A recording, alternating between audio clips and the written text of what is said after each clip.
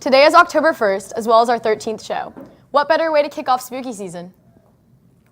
We've got a scary show for you today, and not just because Lance is anchoring with me. That's right. Today we have a story on a talented CB student, as well as a new segment informing you on current events.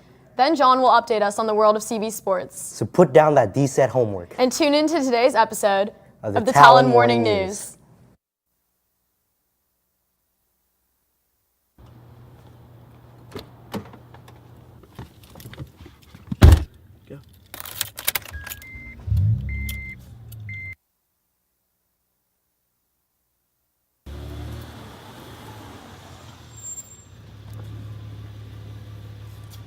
I'm Jack Stokes, and you're watching KBFT.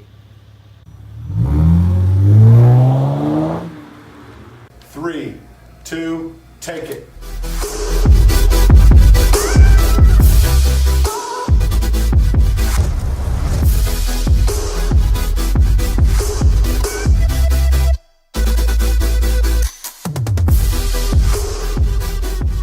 Hey Lance, I'm sure you know about all of the talented students that CB is home to, but have you ever heard of the Clayton catcher and his unique hobby? Can't say that I have, but I sure would like to find out. Well, lucky for you, our tag team of Johns, John Bonini and John Michael Berger, have brought you a story on just this. Let's take a look.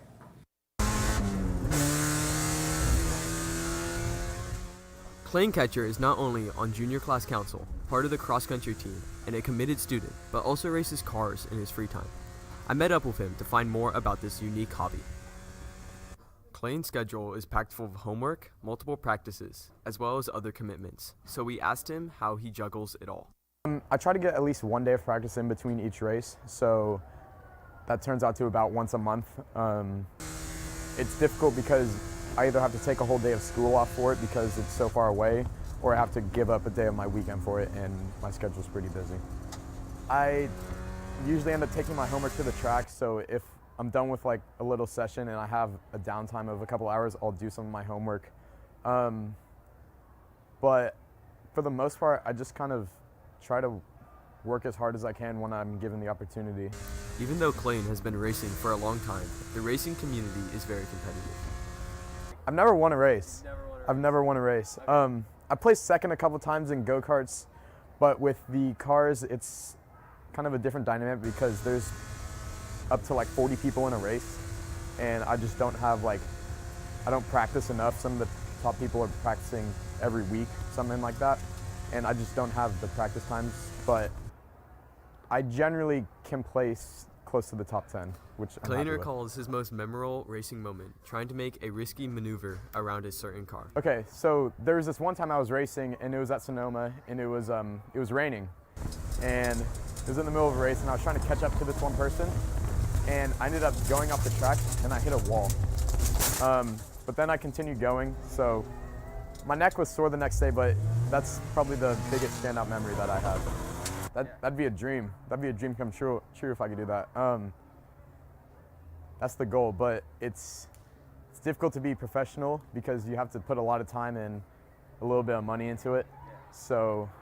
But finally, Clayton offers some advice for those of you interested on how to get involved in the racing community.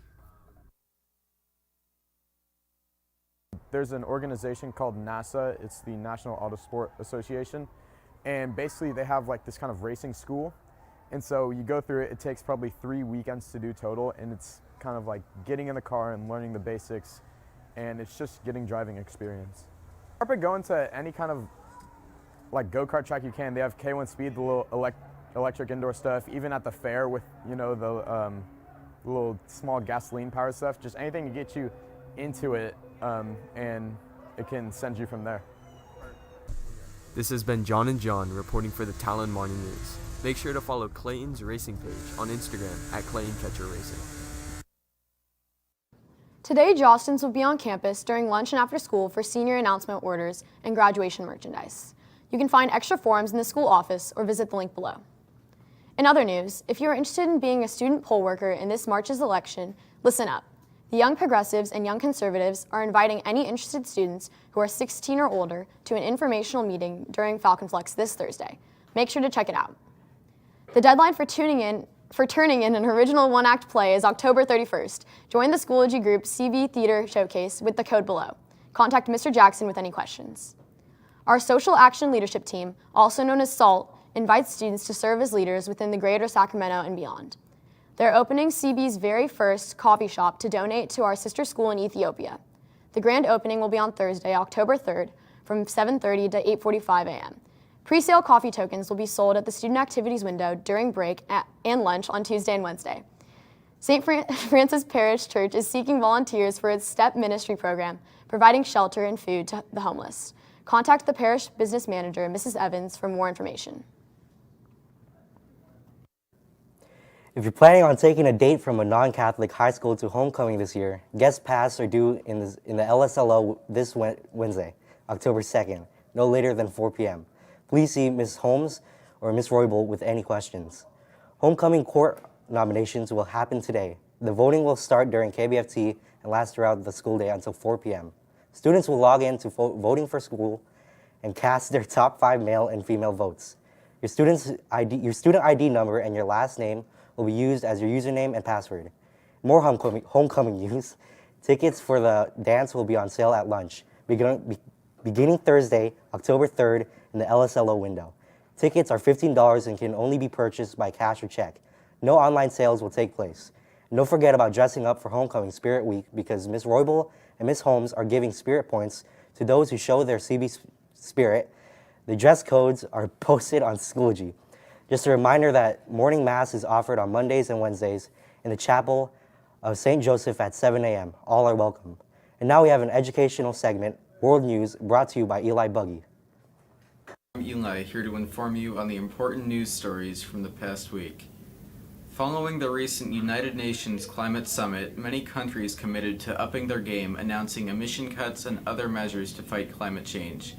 France, for example, announced that it will no longer enter into trade agreements with countries whose policies run counter to the 2015 Paris Climate Agreement. Germany committed to carbon neutrality by 2050, and China said that it will cut emissions by over 12 billion tons annually. Several countries signaled a move away from fossil fuels with pledges to ban oil or gas exploration on their lands or offshore waters, and the phasing out of coal as an energy source. Nations made financial commitments to the Green Climate Fund, the official financial mechanism to assist developing countries in adaptation and mitigation practices to counter climate change, and new initiatives were launched to protect 500 million additional people from the impacts of climate change.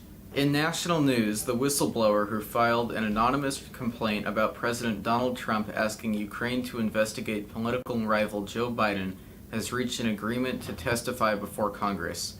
House Intelligence Committee Chairman Adam Schiff said Sunday that the whistleblower, whose identity has not been made public, would testify very soon. Schiff noted that the biggest concern with having the whistleblower appear before Congress was protecting the person's identity. The whistleblower's complaint was the tipping point for House Democrats who formally launched an impeachment inquiry into Trump this week. Despite Congress going on a 2-week recess, things are moving rapidly. House Speaker Nancy Pelosi says she wants to move expeditiously on the inquiry. In local news, Democratic presidential candidate Pete Buttigieg drew thousands of people to his rally in West Sacramento. The Indiana mayor spelled out his presidential vision for the crowd, saying that the presidency is not about the glorification of the president, but the unification of the people around a common sense of purpose and a shared sense of belonging. In response to Buttigieg, Regional Communications Director for the Trump campaign, Samantha Zeger, said that much of Pete Buttigieg's platform has already been tried and failed in California, like skyrocketing taxes, crippling red tape, and weak immigration policies. While President Trump's booming economy continues to lift California to new heights, Buttigieg will have a hard time convincing voters that his ideas will succeed.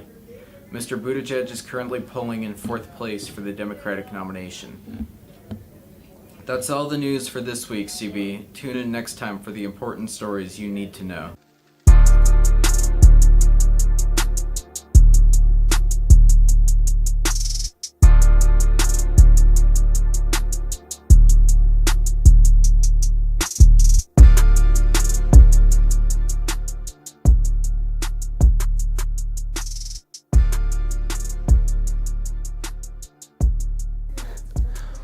What's up, CB? It's John here, bringing you the latest and greatest on all our Falcon team success. The women's volleyball team faced off against Sac High last night, resulting in a great victory with a 3-set sweep. They are now working towards taking another dub at their next game tomorrow against Capital Christian at home at 6:15. Make sure to cheer on our girls at this exciting home game. Our women's tennis team is planning on making a racket at their next game against El Camino Eagles at 3:30 at Laguna Creek Sports Club. Good luck, girls. Both our men's and women's water polo teams play Rio tomorrow at Sac City. Our boys play at 4 and our girls at 5. Show out and cheer on both of these talented teams. Cross country had a meet this last Saturday at Hagen Oaks. Congrats to everyone who PR'd and Ryan Dong for running a 16:27 5K. Yesterday, our JV women's golf team won their match against Indercombe High School. Great job, girls. The Lady Falcon golf team takes on Sac High in the match this Thursday at 3:30 at Bing Maloney Golf Course, and they are hoping to put themselves into a position to take home the win. Let's show our girls some support. That's all from me today, CB. For more updates, download the CB Falcons app. And let's throw it back to Bea and Lance to close out the show. And that's a wrap on our first show of the spooky season. The set order today is A, B, D, F, E, G, C. I'm Bea. And I'm Lance. Have a fright-filled day, CB. Have a frightful day, CB.